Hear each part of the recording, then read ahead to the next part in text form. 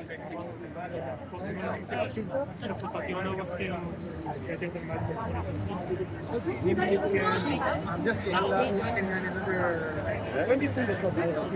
de commencer le speech là-dessus, j'aimerais juste dire à toutes les personnes qui voulaient rejoindre le contingent du communautaire que vous pouvez aller le rejoindre à l'arrière du bar. Donc vraiment comme l'endroit où il y a les gros signes TD, ça va être là pour le contingent du communautaire.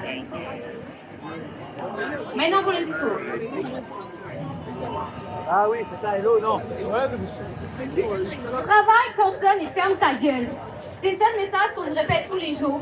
Un message martelé, normalisé, imposé, intégré jusque dans nos réflexes. On nous apprend à nous lever tôt, à courir, à produire, à performer, à nous comparer, à nous épuiser, à culpabiliser et à obéir. On voudrait nous faire croire que tout est notre faute, que si on n'arrive pas à payer notre loyer, notre nourriture, nos études, c'est parce qu'on n'a pas assez travaillé, pas assez essayé, pas assez mérité. Comme si notre fatigue, c'était un échec personnel, comme si notre précarité, c'était une faute individuelle. Et elles nous disent que l'on devrait s'adapter, accepter, se taire, parce que, il n'y a pas d'alternative à Skip, parce qu'il faut baisser les attentes, réduire nos rêves, qu'il faut renoncer, parce qu'il faudrait être réaliste.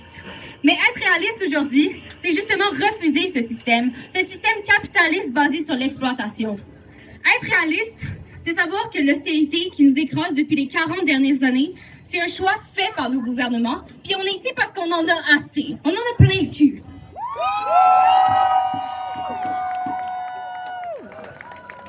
On est assez d'être pressés, exploités, ignorés par eux autres, là. Puis, on est tanné de compter chaque dollar, de vivre dans l'angoisse du lendemain, de devoir choisir entre étudier, se loger, manger. Fuck le système. On n'y croit plus que notre simple survie, c'est un objectif acceptable. On refuse de réduire nos vies à une suite de sacrifices silencieux. On veut vivre dignement. On veut du temps, du repos, de la sécurité. On veut créer, apprendre, aimer et respirer. On veut une éducation libre, accessible et de qualité. On veut une vie qui soit pas seulement tolérable, mais pleinement vivable. Surtout, si vous aviez à retenir un truc, c'est qu'on se taira plus. On se fermera plus jamais la gueule. Parce que si nos demandes ne sont pas entendues, sont pas remplies, nous, on continue. À l'automne, à l'hiver, et aussi longtemps qu'il le faudra. Et s'ils persistent à pas nous écouter, nous, on va faire la grève générale illimitée. Puis ça sera pas une journée symbolique, un geste sans lendemain. Ça va être une grève qui tient. Ça va être une grève qui bloque et qui dérange parce que sans nous, rien fonctionne. Le pouvoir, c'est à nous. Fait qu'on se tait plus, on recule plus, on cède plus, et si rien ne change, rassurez-vous, ce n'est qu'un début. Ce n'est qu'un début, continuons le combat. Ce n'est qu'un début, continuons le combat. Ce n'est qu'un début, continuons le combat. Ce n'est qu'un début, continuons le combat. Ce n'est qu'un début, continuons le combat.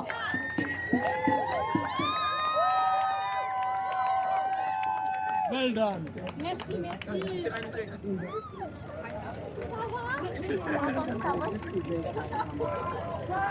Allô, mon nom c'est Malek, je représente la CLAC aujourd'hui. Merci. Je commence par les questions, vous n'êtes pas obligé d'y répondre, mais si vous avez la rage, vous pouvez gueuler. Combien de personnes ici ont de la misère à payer leur loyer et leur bouffe? Combien d'entre vous se font crosser par leur proprio?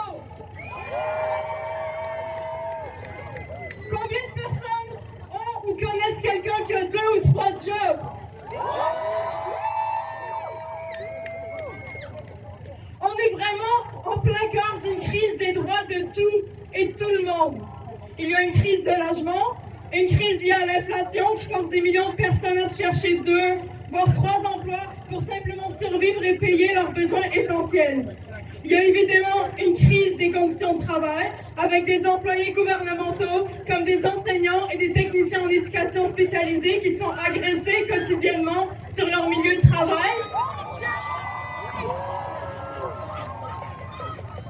Des infirmières qui travaillent jusqu'au burn-out et des travailleurs migrants qui se font exploiter dans des conditions qui dépendent entièrement de leurs employeurs, des conditions qui, selon le rapporteur de l'ONU, Tomoya Obokata, sont propices à l'esclavage contemporain moderne. On sait vraiment qu'on s'approche du fond quand l'ONU accuse le gouvernement canadien de permettre à des employeurs d'abuser physiquement, mentalement et émotionnellement de centaines de milliers de travailleurs migrants au point où on parle d'esclavage version moderne.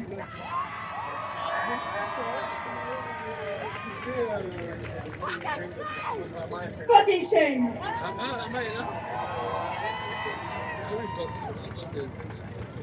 Des personnes qui ont travaillé toute leur vie ont de la misère à sécuriser leur retraite et les étudiants quittent l'école avec un diplôme pour finalement travailler comme serveur dans un café. Sans surprise, il y a quand même quelques jobs qui sont en plein boom en termes de hausse de salaire et de conditions et d'avantages de travail. Ces jobs-là sont comme par hasard exactement ceux qui supportent le système de répression d'État. On peut faire un salut à la police autour de nous qui se font payer du overtime pour leur activité favorite, qui est de tabasser des manifestants et des minorités ethniques.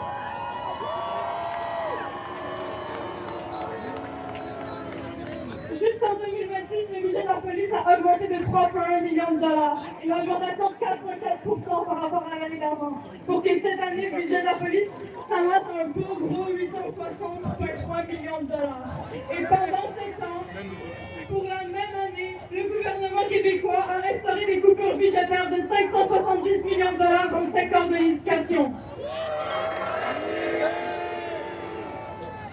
Dans le fond, d'un côté, le gouvernement cherche à nous appauvrir et à nous exploiter tous, et en même temps, il graisse la patte de tous les flics qui nous entourent en ce moment pour que vous fermiez votre gueule. Après ça, quand ces mêmes flics tuent des adolescents et des individus en détresse psychologique, ce même gouvernement les acquitte et permet à des adolescents de courir dans les rues avec des armes à feu. Tout ça pour qu'on puisse ensuite vous intimider et vous brutaliser quand vous venez manifester pour vos droits de travailleurs et vos droits en tant qu'être humain d'être traités avec respect et dignité et d'être payés assez pour se loger et se nourrir. L'argent de nos taxes, au lieu de payer à améliorer les conditions de vie et de travail à tout le monde, sert à nous opprimer pendant que le gouvernement plie à des corporations privées et des lobbies gérés par des individus riches, pro-génocide et pro-réchauffement climatique. Mais tout ça fait aussi partie d'une plus grande stratégie arborée par tous les États capitalistes. Cette stratégie, c'est de nous forcer à travailler avec acharnement pour que la population puisse atteindre un état de paralysie sociale et morale qui fait en sorte qu'on soit tous impuissants et épuisés quand des gouvernements comme celui de la CAQ passent des lois anticonstitutionnelles qui nous dérobent progressivement de nos droits individuels. Les gouvernements québécois et canadiens essaient de nous forcer vers l'extrême droite guidée par des principes de capitalisme sauvage. Et si on ne fait rien pour s'y opposer, on perdra les quelques avantages qu'on a en ce moment, comme l'accès aux soins de santé et l'éducation. Il ne faut pas oublier dans les pièges que les institutions qui nous oppriment mettent pour créer cette paralysie. Je vois beaucoup trop souvent, dès qu'il y a un soulèvement quelconque, des grèves ou escalade de moyens de pression par un syndicat, que ces travailleurs ne reçoivent pas la solidarité et l'aide qu'ils méritent du reste de la population. On est tous coincés dans un chacun pour soi, où chaque secteur d'emploi se bat pour ses droits séparément. Mais on a tous des demandes communes et on serait beaucoup plus fort et bien plus difficile à ignorer si on serrait les coudes.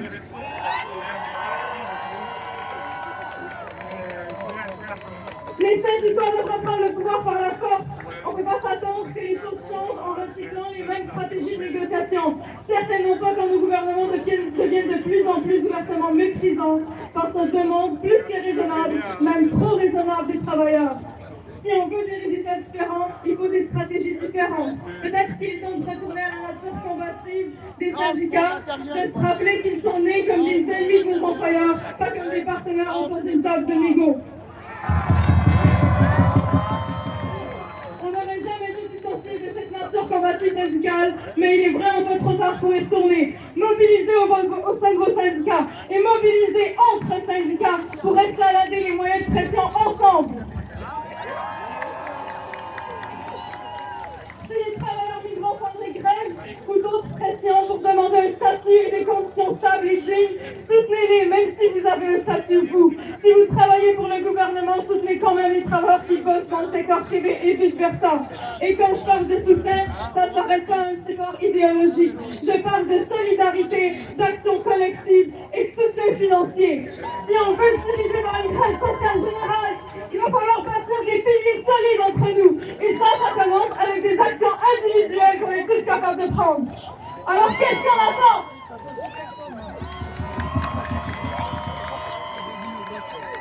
Dirigeons-nous vers une grève sociale solidaire et unie comme on n'a jamais vu avant. Non,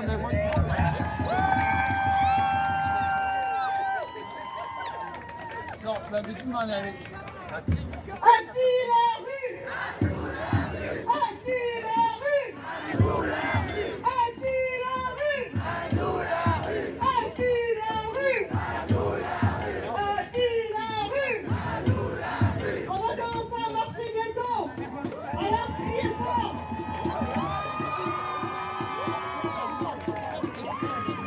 Active la rue! Active la rue! Active la rue! Active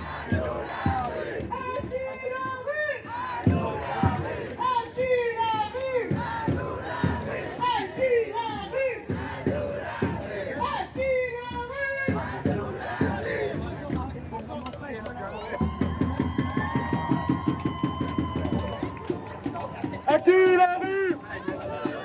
Active la rue! Active la rue! Active la rue! Active la rue! Active la rue! Active la rue! Active la rue! Active la rue!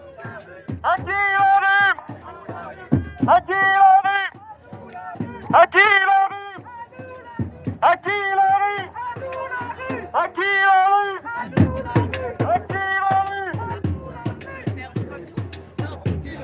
À qui la rue? À qui la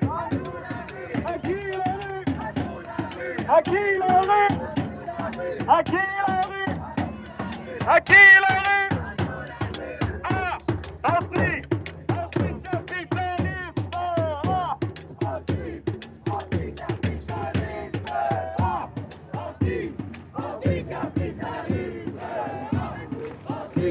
Afrique capitaliste! Anticapitaliste! Anticapitaliste!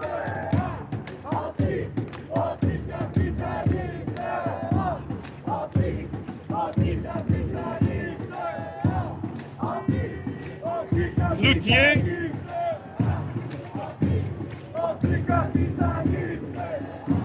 C'est Cloutier?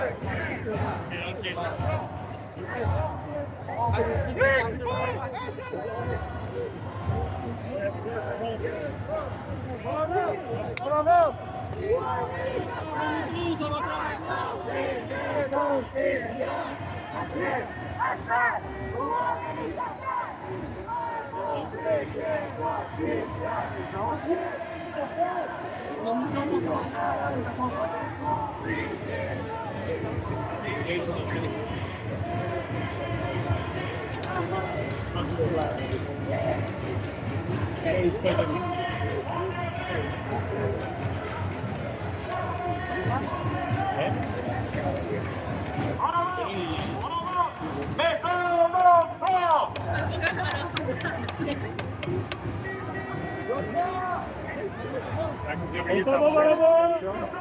Là-bas, thank you. Merci. Merci, on s'en va par là-bas. Merci d'être là. Ça va par là. Il n'y a pas personne qui voit. Si on n'a pas le droit d'avancer dans les quoi.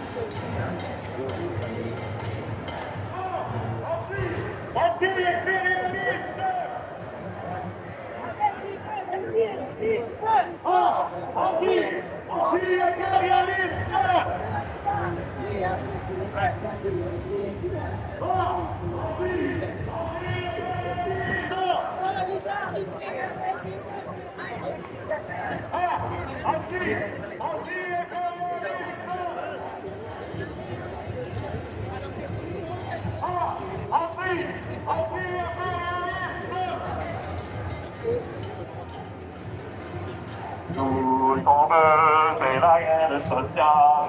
Nous tombons, c'est la guerre sociale. Nous tombons, c'est la guerre sociale. Nous tombons, c'est la guerre sociale. Nous tombons, c'est la guerre sociale. Nous tombons, c'est la guerre sociale. Nous tombons, c'est la guerre sociale. Nous tombons, c'est la guerre sociale.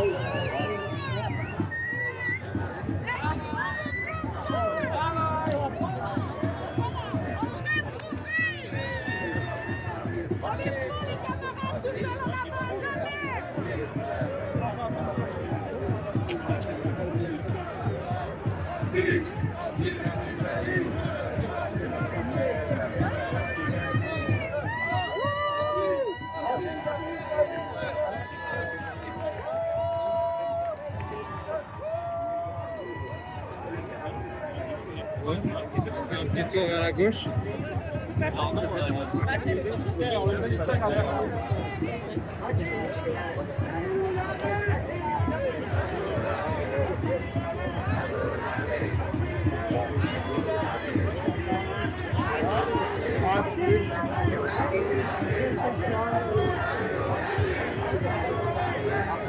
It's a very nice picture with Victoria, eh?